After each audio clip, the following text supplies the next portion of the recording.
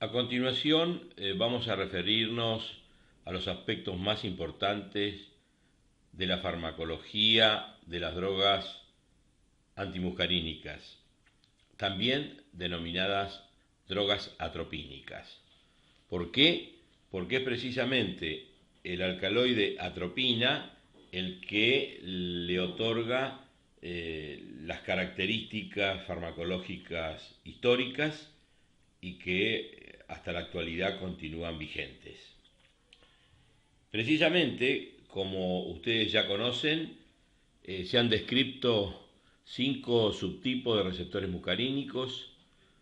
M1, M2, M3, M4 y M5, y la atropina se caracteriza por ser un antagonista competitivo, es decir, un bloqueante competitivo de los 5 subtipos de receptores muscarínicos. Y también debemos recordar que desde el punto de vista de las acciones farmacológicas de la acetilcolina, habíamos comentado que había 3 subtipos de receptores relevantes desde el punto de vista fisiológico y eventualmente fisiopatológico, en función de los conocimientos actuales, que son los receptores M1, M2 y M3,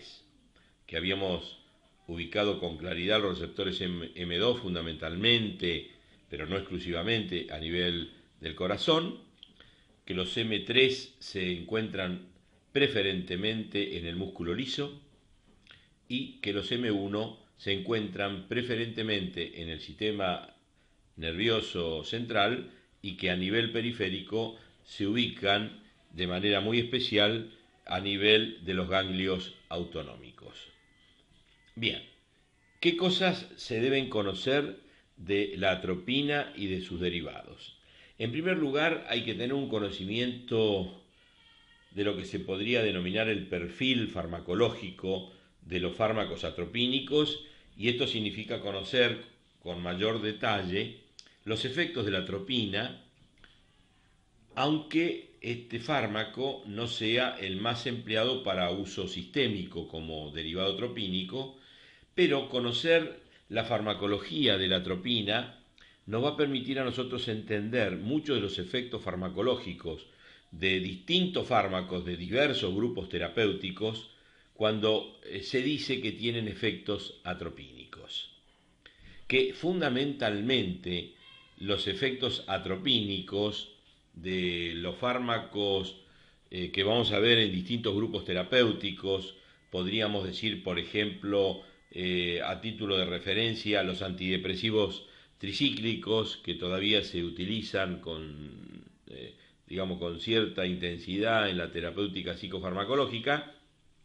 tienen efectos atropínicos. Los antipsicóticos, los clásicos antipsicóticos, tienen una gran capacidad de bloquear los receptores muscarínicos y por lo tanto tienen efectos atropínicos. También vamos a encontrar en la farmacología cardiovascular algunos fármacos antiarrítmicos que tienen efectos atropínicos. Algunos antihistamínicos clásicos como la difenidramina, el dimenhidrinato, tienen efectos atropínicos, y estos efectos atropínicos en general es la capacidad de bloquear fundamentalmente los receptores M3, es decir, los efectos sobre el músculo liso. Recordemos los efectos sobre el músculo liso en el tubo digestivo, en la vía urinaria y sobre todo en la vejiga y a nivel del músculo pupilo constrictor. Además de los efectos muscarínicos que podrían ocurrir, atropínicos que podrían ocurrir en el sistema nervioso central. Bien, ¿qué acciones tiene la atropina? Es un bloqueante competitivo y por lo tanto las acciones farmacológicas de la atropina están en función de la dosis. Y este es un conocimiento clásico y que por lo tanto conviene saber con bastante precisión un cuadro donde en casi todos los libros de texto o en cualquier literatura aparece el cuadro de los efectos de la atropina en relación con la dosis. Y en ese sentido es muy importante ver qué efectos tiene la atropina con dosis que van de 0,5 miligramos, como la dosis más baja efectiva, a dosis que superan los 10 miligramos por vez y como efecto sistémico, es decir, la atropina administrada por vía oral. Debemos decir que la atropina es un derivado que tiene nitrógeno, pero nitrógeno terciario, por lo tanto es un fármaco que se absorbe relativamente bien cuando se administra por la vía oral a nivel del tubo digestivo, a diferencia de lo que ocurre con derivados atropínicos cuaternarios, cuando el nitrógeno entonces tiene 4 valencias sustituidas, y en ese caso los derivados cuaternarios atraviesan con dificultad las membranas biológicas. Por lo tanto, los derivados cuaternarios se absorben con dificultad por vía oral y en general prácticamente no atraviesan la barrera hematoencefálica. En ese sentido, tener un derivado como la atropina, que es un derivado terciario, va a generar efectos bloqueantes de los receptores mucarínicos, tanto a nivel de los tejidos periféricos como del sistema nervioso central, porque atraviesa la barrera hematoencefálica. Mientras que los derivados cuaternarios, como el metilbromuro de omatropina, como el ipratropio, por ejemplo, o el tiotropio, que son derivados cuaternarios, estos son fármacos que no atraviesan la barrera hematoencefálica y por lo tanto no van a tener efectos sobre el sistema nervioso central. Volviendo entonces a el cuadro clásico de los efectos de la atropina en función de la dosis, que conviene recordar, no porque necesariamente la atropina se va a utilizar habitualmente en enfoques terapéuticos frecuentes, sino porque, insisto, esto permite tener una idea de qué ocurre con el incremento de la dosis de los derivados atropínicos y su acción bloqueante de los receptores mucarínicos y qué fenómenos biológicos se detectan. Un hecho muy interesante en ese sentido es que con las dosis más bajas de un derivado atropínico, los tejidos que responden, bloqueándose los receptores mucarínicos y detectándose efectos, esto ocurre porque son los tejidos más sensibles y como concepto general también tenemos que tener en cuenta que cualquier efecto de un fármaco bloqueante va a ocurrir en aquellos sectores donde se está liberando el neurotransmisor, es decir, el agonista que se va a bloquear. El agonista endógeno es la acetilcolina que se está liberando a nivel de los tejidos efectores autonómicos y donde existen tonos autonómicos con liberación con mayor o menor intensidad, pero que hay un efecto evidente sobre esos tejidos, es allí donde se va a detectar el efecto del antagonismo. Y en ese sentido, el antagonismo se detecta con mayor sensibilidad con las dosis más bajas de atropina a nivel de la secreción salival. Nosotros tenemos secreción salival y podemos deglutir, podemos masticar con cierta facilidad por la secreción de saliva y también podemos hablar por la secreción salival que normalmente tenemos. En esas condiciones, cuando nosotros damos un fármaco atropínico, se produce sequedad de boca, no de grado intenso, pero es el primer efecto atropínico que uno puede detectar. También se detecta una disminución de la sudoración como efecto de alta sensibilidad atropínica. Cuando se aumenta la dosis de la atropina a 1 miligramo, la sequedad de boca se hace muy clara por el efecto entonces a este nivel y aparece un incremento menor pero detectable de aumento de la frecuencia cardíaca. Debemos recordar que a nivel del nódulo sinusal nosotros tenemos una inervación vagal y esta inervación vagal sobre el nódulo sinusal, la descarga de acetilcolina, en este caso sobre receptores de tipo M2, va a producir bradicardia. El bloqueo de este efecto bradicardizante se demuestra como una acción opuesta, es decir, un aumento de la frecuencia cardíaca. También podemos detectar con estas dosis una leve dilatación de las pupilas. A nivel de las pupilas, el músculo pupiloconstrictor tiene una inervación con descarga tónica de la acetilcolina que tiende hacia la pupiloconstricción. Si nosotros damos un fármaco que bloquea estos receptores que son del subtipo M3, tenemos pupilodilatación. Con 1 miligramo ya detectamos cierto grado de pupilodilatación. Cuando se aumenta aún más la dosis a 2 miligramos, se detecta un efecto marcado a nivel de la frecuencia cardíaca, que tampoco es una taquicardia exagerada, porque va a estar en relación directa al nivel o al tono de la descarga de acetilcolina en el nódulo sinusal, que existe en condiciones normales, pero que no es una descarga que está produciendo un efecto bradicardizante muy relevante o muy trascendente. No obstante, en función de este tipo de tono, en algunos pacientes o en algunos individuos, nosotros podemos tener un efecto taquicardizante mayor o menor, pero con este incremento de dosis se detecta este fenómeno, pudiendo aparecer también eventualmente palpitaciones, y esto está en relación también al efecto bloqueante muscarínico a nivel del nodo aurículo ventricular. Ustedes saben que la inervación del nodo AB produce por descarga de acetilcolina una disminución de la velocidad de la conducción y del pasaje de impulsos de aurículas a ventrículo. Nosotros podemos tener con el bloqueo atropínico un incremento de la frecuencia de pasaje y eventualmente fenómenos de extrasístoles o palpitaciones. Con esta dosis ya la sequedad de boca es intensa, la dilatación pupilar es marcada y también comienza a aparecer un efecto en el ojo que es el otro sector que ya conocemos, donde la inervación colinérgica a nivel muscarínico es importante y es en el músculo liso también con receptores M3, que son los músculos lisos que van a formar lo que ya habíamos detectado o habíamos estudiado a nivel del globo ocular, que son los procesos ciliares. En la musculatura del músculo ciliar, que en condiciones normales,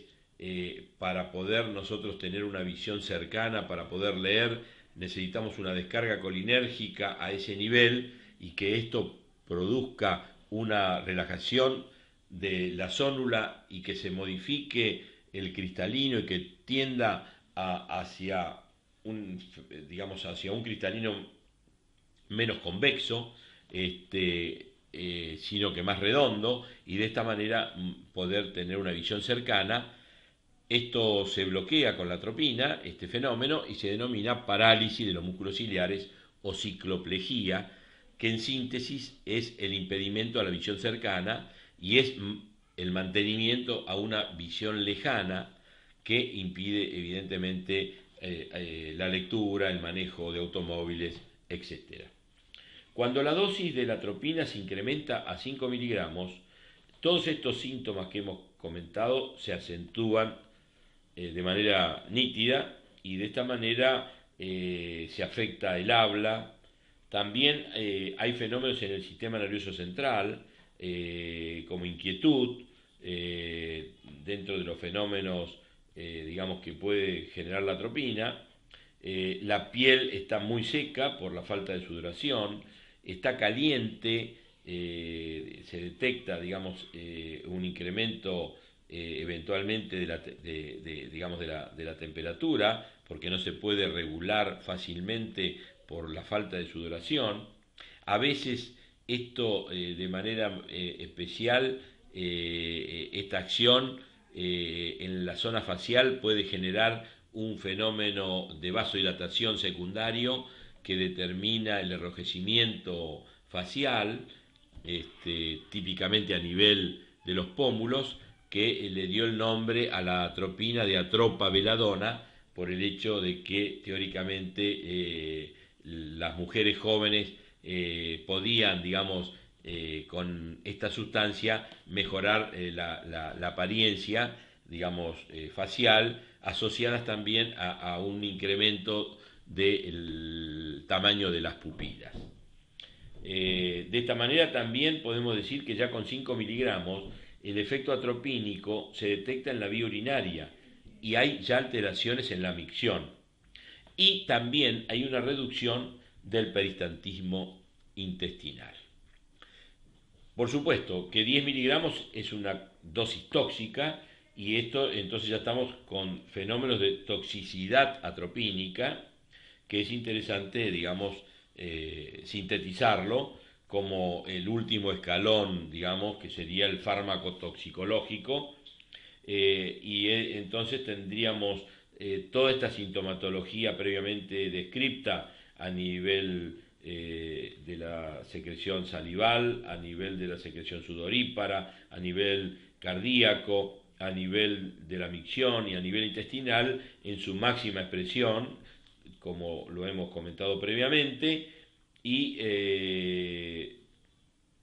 este caso ya hay efectos centrales que pueden ser de inquietud, de excitación, de alteraciones, digamos, en la coordinación, de ataxia y alucinaciones y delirio,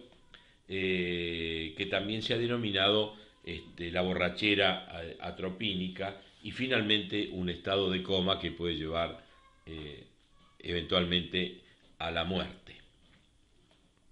Bien, este es el perfil de los efectos de la atropina. Ahora, si nosotros analizamos algunos aspectos de la atropina en términos químicos, algunas cosas ya hemos comentado, tenemos que decir que la atropina es un alcaloide que tiene una estructura química que recibe el nombre de iosina, y es precisamente la estructura de iosiamina que, cuando se produce la extracción de las hojas, por ejemplo, de las solanáceas, en el momento de la extracción se produce el fenómeno racémico, ya que en condiciones naturales tenemos el derivado levógiro, la L-iosiamina, y la atropina es mitad D y mitad L-iosiamina. Insisto que el fenómeno farmacológico o la molécula activa corresponde a la L-iosiamina. Cuando uno analiza los alcaloides naturales de efecto atropínico, encuentra otro alcaloide importante, que es la escopolamina, que tiene una estructura química muy parecida a la de la atropina. Eso lo pueden ver en la figura, donde solamente una pequeña modificación en la estructura química, y es la presencia de un oxígeno que diferencia a uno de otro alcaloide, y que esto trae diferencias en las acciones farmacológicas, pero que no son sustanciales, ya que la acción de la escopolamina, que es la L-iosina, en este caso no es un derivado racémico, sino que es exclusivamente el derivado levógiro. La escopolamina tiene un perfil de acciones farmacológicas muy similar a las acciones de la atropina. Uno podría decir que la escopolamina, a nivel del sistema nervioso central, produce en algunos pacientes un efecto que no se detecta con la atropina, que es una típica amnesia. Por eso a la escopolamina se la ha utilizado como antimuscarínico preanestésico muchas veces, con mayor frecuencia que la atropina, para disminuir las secreciones y favorecer eventualmente la amnesia para determinados tipos de intervenciones quirúrgicas, por ejemplo. Entre entonces los derivados alcaloides naturales, repetimos, atropina y escopolamina. Luego tenemos derivados semisintéticos, dentro de ellos la omatropina, y dentro de los derivados semisintéticos, un fármaco interesante es el metilbromuro de omatropina, que se utiliza no con la frecuencia de otras épocas, pero puede tener utilidades fundamentalmente en el campo gastroenterológico, donde tenemos efectos antiespasmódicos por disminuir la contractilidad del tubo digestivo, y además, por ser un derivado cuaternario, no tener eventualmente efectos sobre el sistema nervioso central. Otro fármaco interesante, como ven en la diapositiva, es la pirenzepina. La pirenzepina es un fármaco que tiene selectividad sobre los receptores del subtipo M1 y aparentemente sus efectos farmacológicos dependen del bloqueo de estos receptores a nivel de los ganglios que están en el estómago y que al bloquearse la transmisión ganglionar por la pirenzepina habría una disminución de los efectos postganglionares que llevan al incremento de la secreción ácida gástrica, y esto podría favorecer fenómenos de gastritis y eventualmente no generar fenómenos ideales, la hipersecreción de origen colinérgico en pacientes ulcerosos. Por eso la pirenzepina ha tenido y tiene en menor medida alguna posibilidad terapéutica a nivel gástrico y en función de esa acción digamos antiácida, por supuesto indirecta. Hoy en día los inhibidores de la bomba de protones son los fármacos más empleados y también se emplean todavía, y más que la pirenzepina en ese sentido, los fármacos bloqueantes de los receptores a histamina del subtipo H2, como la cimetidina y derivados. Y en el caso de los inhibidores de la bomba de protones, son los derivados del omeprazol y congéneres. Bien, por otro lado, como se ve en la diapositiva, en la figura, ya hemos comentado derivados cuaternarios del nitrógeno, como aquí se indican. El nitrógeno entonces cargado con cargas positivas, esto genera la disminución de la permeabilidad sobre las membranas biológicas. Son fármacos que no se pueden dar por vía oral, son fármacos que se utilizan fundamentalmente por vía inhalatoria para producir un efecto bloqueante de los receptores muscarínicos, precisamente de la musculatura bronquial, y disminuir el broncoespasmo en pacientes donde el fenómeno colinérgico muscarínico es relevante en la etiopatogenia de origen, digamos, fundamentalmente autonómico, con descarga de acetilcolina, y de esta manera producir una disminución del broncoespasmo en esos pacientes asmáticos. Si nosotros analizamos entonces ahora los efectos farmacológicos de la atropina y derivados con mayor detalle por grupos o por sectores orgánicos, vamos a hacer entonces una síntesis en ese sentido. Repetimos, a nivel del sistema cardiovascular, fundamentalmente podemos analizar las acciones de la atropina en el corazón o en los vasos. A nivel cardíaco, las acciones de la atropina, algo ya lo hemos comentado previamente, pero sintetizamos, van a ser por el bloqueo de los receptores M2, va a depender el efecto atropínico o de cualquier fármaco atropínico por esta capacidad bloqueante de manera competitiva, y si hay descarga colinérgica previa. Hay descarga en el nódulo sinusal y hay descarga en el nódulo aurículo-ventricular. Por lo tanto, podemos tener modificaciones con los atropínicos de la frecuencia cardíaca, es decir, un aumento de la frecuencia cardíaca y un bloqueo del efecto del lentecimiento de la conducción AB, y de esta manera producir un aumento de la velocidad de conducción por el bloqueo atropínico, que puede traer entonces el aumento de pasaje de aurículas a ventrículo de los impulsos. Esto sería contraproducente, por ejemplo, en un paciente fibrilado. En un paciente fibrilado se corre el riesgo con un fármaco atropínico de incrementar bruscamente la frecuencia ventricular. ¿Por qué? Porque el fibrilado no tiene el pasaje total, hay un bloqueo AB fisiológico para el fibrilado que impide tener una frecuencia ventricular idéntica a la frecuencia auricular. Si uno le da un derivado atropínico, aumenta el pasaje, la frecuencia, y de esta manera puede tener una taquicardia ventricular brusca que genera un grado eventualmente, digamos, importante, grave, de incremento brusco de la frecuencia cardíaca, que por supuesto no es realmente una situación clínicamente adecuada. Bien, con respecto a los fenómenos atropínicos a nivel vascular periférico, si nosotros recordamos que no existe prácticamente inervación colinérgica o parasimpática a nivel de los vasos de la circulación periférica, y no hay modificaciones, por lo tanto, del tono vascular por acciones colinérgicas, la atropina prácticamente no produce acciones relevantes sobre el estado de los vasos periféricos en cuanto a su nivel de vasoconstricción o vasodilatación, y por lo tanto no modifican la resistencia periférica y no modifican los atropínicos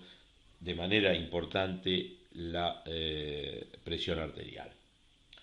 Con respecto al aparato respiratorio, ya hemos comentado que en los pacientes donde la descarga colinérgica, por fenómenos en general reflejos, en un porcentaje pequeño de pacientes puede existir un fenómeno de broncoespasmo dependiente de la descarga colinérgica y de la participación de receptores muscarínicos. Aquí el bloqueo de estos receptores es útil, y aquí se puede utilizar el hipertropio por un lado, o como ya le hemos comentado, el tiotropio. Estos son fármacos que se dan por vía inhalatoria y no solamente pueden bloquear los receptores muscarínicos del músculo liso de la vía respiratoria, sino también disminuyen las secreciones de la vía respiratoria, y esto también es un fenómeno farmacológico interesante. ¿Por qué? Porque también obstruyen las secreciones la vía respiratoria. De manera que por estas dos acciones podría ser interesante para un grupo de pacientes este tipo de fármacos. Analizaremos a continuación el efecto farmacológico a nivel ocular.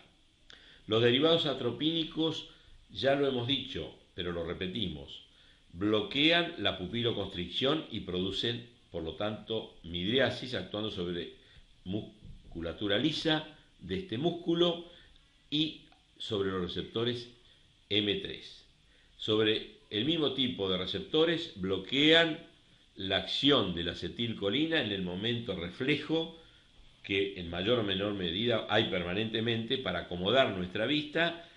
a visión cercana, donde la descarga colinérgica y acción muscarínica sobre M3 en los músculos lisos de ciliares, nosotros con la atropina o derivados atropínicos presentes a este nivel vamos a impedir entonces la acomodación, y a esto se lo denomina parálisis de los músculos ciliares o cicloplegia.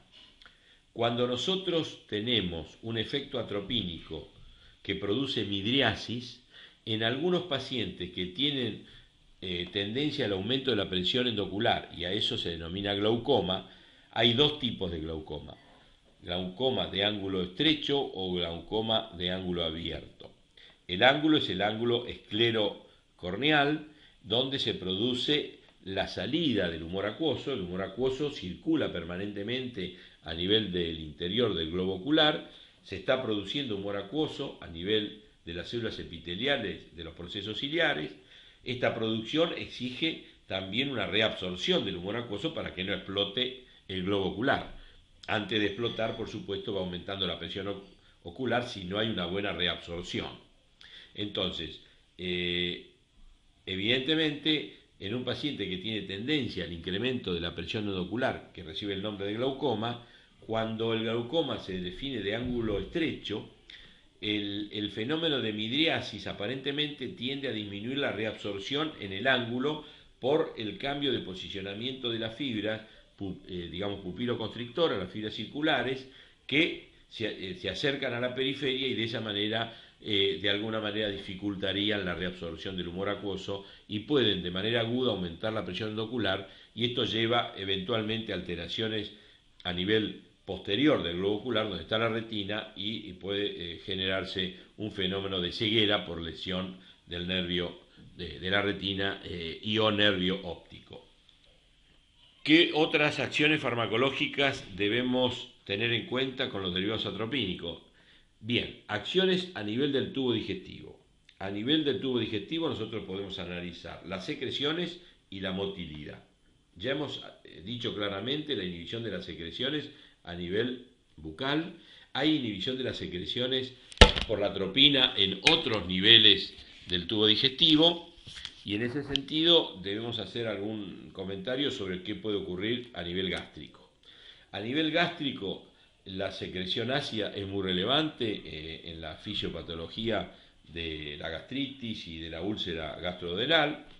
de manera que los atropínicos se emplearon durante mucho tiempo para inhibir esta secreción, pero la inhibición se alcanza de manera parcial y con dosis muy altas, con efectos colaterales. Por lo tanto, la terapéutica en ese sentido ha sido superada por los fármacos. En la década del 70 nacen los bloqueantes de los receptores H2-alitamina con la cimetidina como droga patrón, y en la última década, en la década anterior, nosotros hemos tenido el desarrollo de los inhibidores de la bomba de protones,